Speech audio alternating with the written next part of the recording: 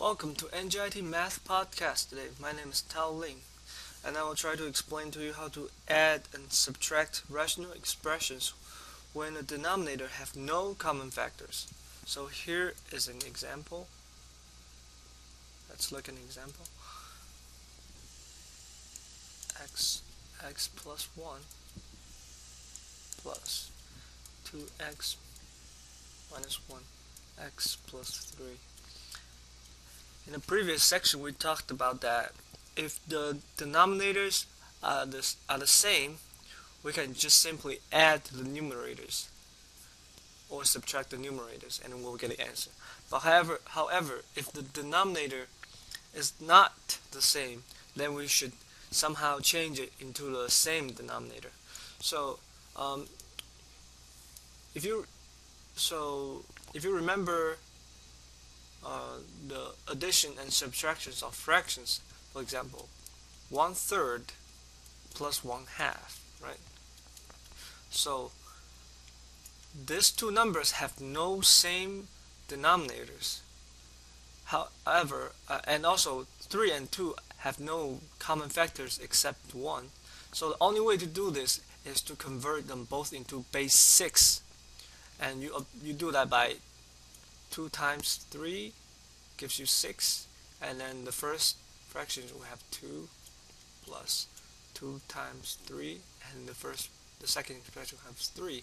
So in the end, now you have the same denominators.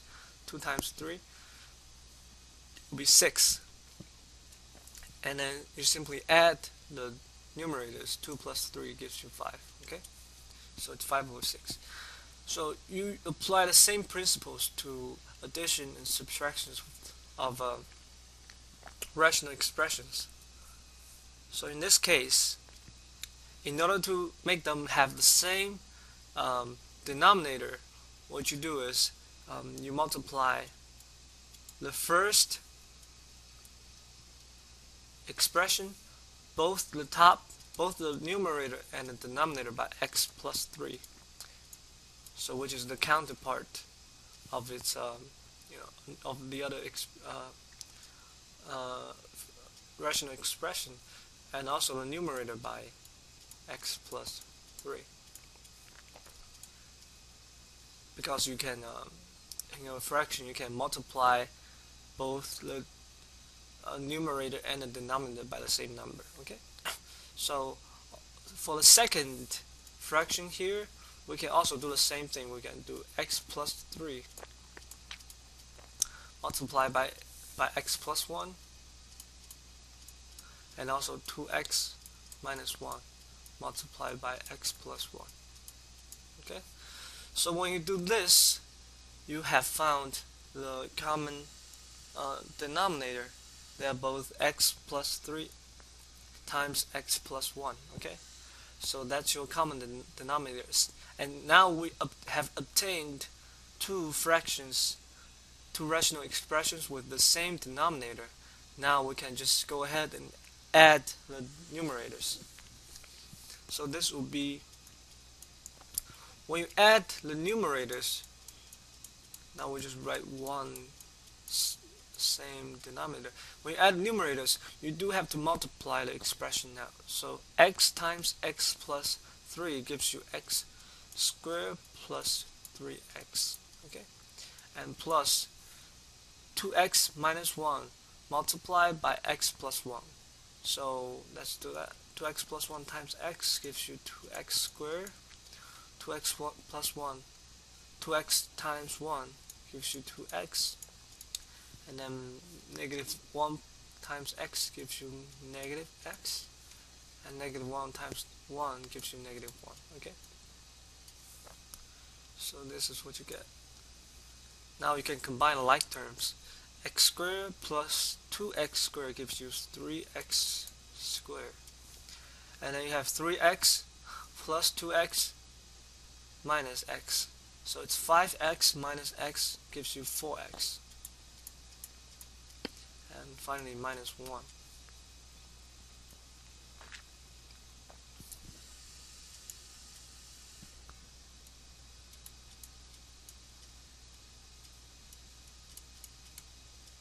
Okay, so that's your final answer. Well, if we had been able to factor this 3x squared plus 4x minus 1 further, then you should.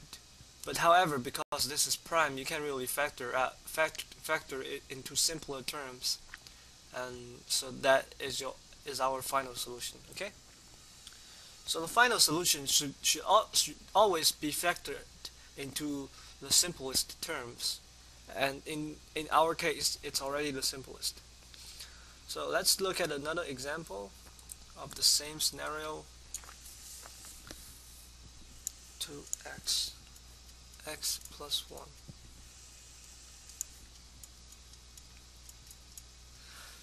So now we still have denominators that have no common factors. Okay, so what we do is we want to convert them into the same denominator. So for x plus 1, you need to multiply by x plus 2.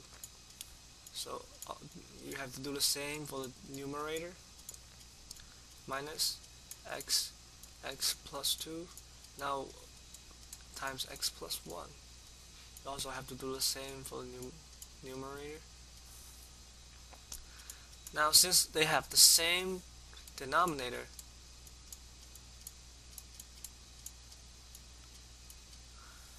you can add or subtract the numerators. So you have 2x times x plus 2. This should give you 2x squared plus 4x, minus x times x plus 1 should give you x squared plus x. So you notice that I put a parenthesis here. Well, because when you have a negative sign, it helps if you put a parenthesis and then do the expressions inside, because you don't want to mess up the signs. Okay, so when you do this, and when you multiply all the terms out, then you can try to take out the parentheses. So x squared plus 4x. So when you take out the parentheses, it becomes minus x squared. The positive become a negative minus x. Some people they actually like to multiply the denominator out.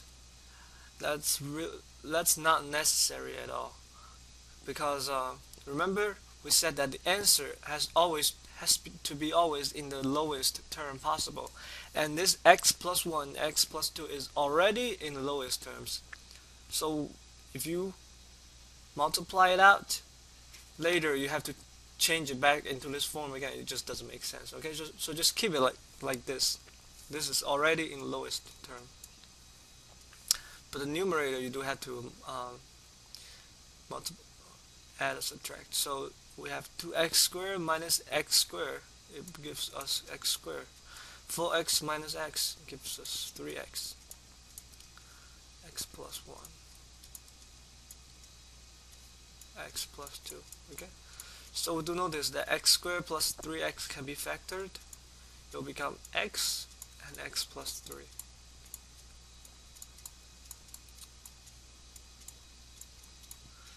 Now everything is in lowest term, and that is the final answer. Okay, so let's review that. In order to add or subtract two rational expressions with different denominators that has no common factor, what you do is first convert them into two fractions with the same denominator. You do this by multiplying the first fraction, both the numerator and denominator, by the other fraction's denominator. So x plus 1 multiplied by x plus 2, and also the numerator by x plus 2. And the other expression, the other fraction, you also do the same thing. You multiply it by the denominator of the other expression. So x plus 2 multiply by the denominator of the first expression. So it becomes x plus 2 multiplied by x plus 1. And when you do that, the numerator also has to multiply by x plus 1. So since they have the same denominator, all you have to do is add or subtract the numerators accordingly, okay? And the answer should always be in the lowest term. So try to practice it, and thank you for watching. Enjoy your study.